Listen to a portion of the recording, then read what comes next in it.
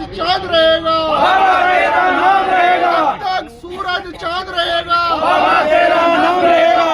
BR Ambedkar, अमर रहे, अमर रहे, BR Ambedkar, अमर रहे, अमर रहे। 134वां भीम महोत्सव होने वाला है मुरादनगर में। हर बार साल की तरह जिस तरह से तैयारी रहती है, इस बार आपको ये अध्यक्षता मिली है, तो किस तरह की तैयारी रहेगी, थोड़ा उस बारे में बता दें। सभी सम्मानित पत्रकार बंधुओं को मेरा सादर जय भीम, नमस्कार। बंधुओं, जो 14 अप्रैल का हमारा भीम महोत्सव का प्रोग्राम हर साल होता है, वो इस साल मुझे समाज ने जिम्मेदारी दी है और सभी लोग साथ दे रहे हैं, सहयोग से काम हो रहा है और आयोजन बहुत भव्य रूप से मनाया जाएगा।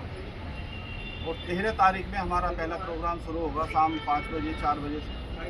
इसका जो शुभारंभ करेंगे हमारे क्षेत्रीय विधायक माननीय अजीत पाल त्यागी जी द्वारा होगा और शाम को शेख चिल्ली जो हास्य कलाकार है उनका प्रोग्राम होगा और बीच बीच में रंगारंग कार्यक्रम और हमारे कुछ वक्तागण 13 तारीख में भी आएंगे। और फिर 14 तारीख को जो शोभा यात्रा चुन्नी नंबर 3 से शुरू होगी, उसका उद्घाटन हमारे नगर पालिका के अध्यक्ष संजय चौधरी और ACP साहिबा जो है हमारी लिपि निकाय जो है उनके द्वारा किया जाएगा। और हमारी शोभा यात्रा चुन्नी नंबर 3 से शुरू होकर कस्बा रोड होते हुए बाजार से और पार्क पर उसका समापन होगा।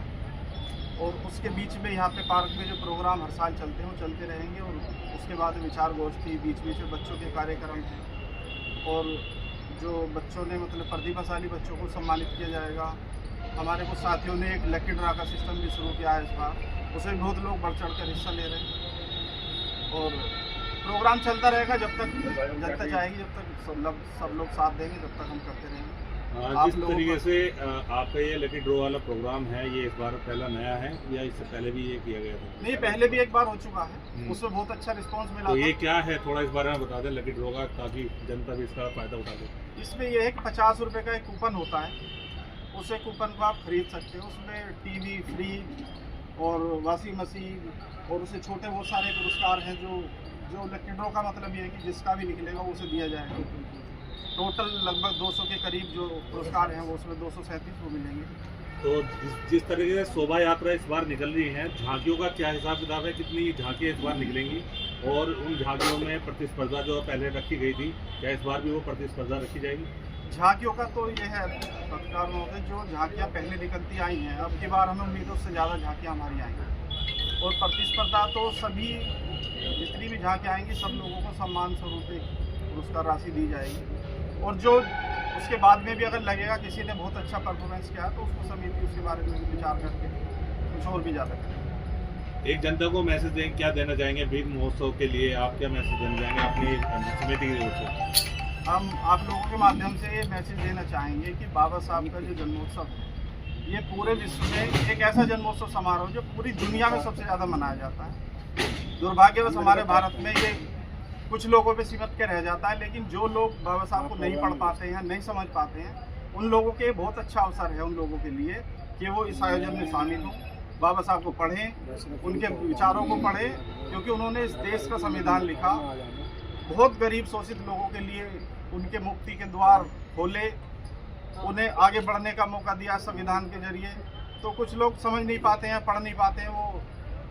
तो मैं सभी लोगों से यही कहूँगा, क्षेत्रवासियों से, कि ज़्यादा से ज़्यादा इस प्रोग्राम को देखें, आएँ, बाबा साहब के विचारों को सुने, जो बुद्धिजीवी लोग यहाँ पर आकर उनके बारे में बताएंगे उनको सुने और उन्हें अपने जीवन में उतारें, क्योंकि बाबा साहब एक ऐसी शख्सियत है पूरे विश्व में कि उन्होंने हर इंसान के लिए ऐसा नियम बनाया कि आज सर उठाकर भी चल सकते हैं, गरीबी से भी निकले हैं, शिक्षित जो नहीं थे वो आज शिक्षित होकर बड़े बड़े पदों पर बैठ रहे हैं। तो सभी क्षेत्रवासियों से गुजारिश है कि वो प्रोग्राम में आए और उसे सफल बनाएं और उसका आनंद लें। कितने प्रतिभाशाली छात्र छात्राओं को आप सम्मानित करेंगे? बंधु, जितना हमारे पास डेटा बच्चों का आ जाएगा तो हम उन सभी बच्चों को, प्रतिभाशाली बच्चों को सम्मानित करेंगे। उसमें कोई काउंटिंग नहीं है, 10, 20, 50, 100 जो भी हमारे पास उसका संपर्क सूत्र के माध्यम से जो भी डेटा आ जाएगा उसको। अध्यक्ष जी, लकी ड्रॉ जो चलाया इसका उद्देश्य क्या है, आप किस उद्देश्य से लेकर लकी ड्रॉ चलाया? इसका उद्देश्य तो यह है कि भाई हमारे पार्क में जो आयोजन हो रहा है उसे ज़्यादा से ज़्यादा भीड़ उसमें जुड़े, और कुछ लकी ड्रॉ तो लकी ड्रॉ है, उद्देश्य होता है भाई किस उद्देश्य से चला रहे हैं? इस उद्देश्य से ये हमने पहले भी 1-2 बार किया था। उद्देश्य यही है कि ज़्यादा से ज़्यादा लोग इसके जरिए जुड़ेंगे। सर, अम्बेडकर जयंती पे कोई पर्यावरण संरक्षण के लिए कोई कार्यक्रम चलाया जाएगा? पर्यावरण संरक्षण के लिए जो कार्यक्रम है वो तो आप पार्क की स्थिति आप देख ही रहे हो कि हम कितनी मेहनत यहाँ पे कर रहे हैं। क्षेत्र में तरह तरह के संगठन सब अपना काम कर रहे हैं, लेकिन अब की बार हमारे पार्क में एक तो संतोष मेडिकल हॉस्पिटल गाजियाबाद है, उनकी तरफ से मुफ्त जांच शिविर केंद्र लगाया जाएगा। और एक ये हमारा जो सरकारी अस्पताल लोग जिसे बोलते हैं, उनकी तरफ से 70 साल प्लस वाले लोगों के लिए आयुष्मान कार्ड का जो कैंप लगाया जाएगा।